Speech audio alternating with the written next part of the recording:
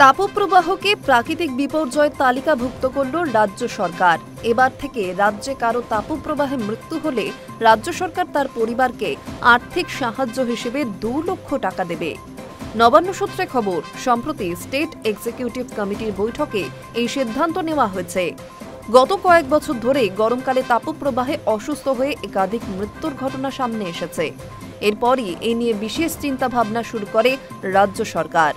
August মাসে এ নিয়ে বৈঠক করেন মুখ্য সচিব মনোজ পান্ত। সেই বৈঠকে তাপপ্রবাহে মৃত্যু হলে আর্থিক সাহায্য প্রদানের বিষয়টি নিয়ে সিদ্ধান্ত হয় বলে খবর। রাজ্য বিপর্যয় মোকাবিলা এবং সিভিল ডিফেন্স দপ্তর এ বিষয়ে বিজ্ঞপ্তি দিয়ে জানিয়েছে, হিটস্ট্রোক বা সানস্ট্রোকে রাজ্যে কারো মৃত্যু হলে মৃতের পরিবার 2 লক্ষ টাকা পাবে। বিজ্ঞপ্তিতে জানানো হয়েছে, আর্থিক সাহায্য পাওয়ার ক্ষেত্রে ময়নাতদন্তের রিপোর্ট আবশ্যিক। তা যাচাই করার পরই মিলবে টাকা। উল্লেখ্য, এতদিন বজ্রাঘাতে, দুর্ঘটনাবশত অগ্নিকাণ্ড, নৌকাডুবি, গাছ পড়ে, বাড়ির দেওয়াল চাপা পড়ে মৃত্যুর ক্ষেত্রে 2 লক্ষ টাকা করে ক্ষতিপূরণ দিত রাজ্য।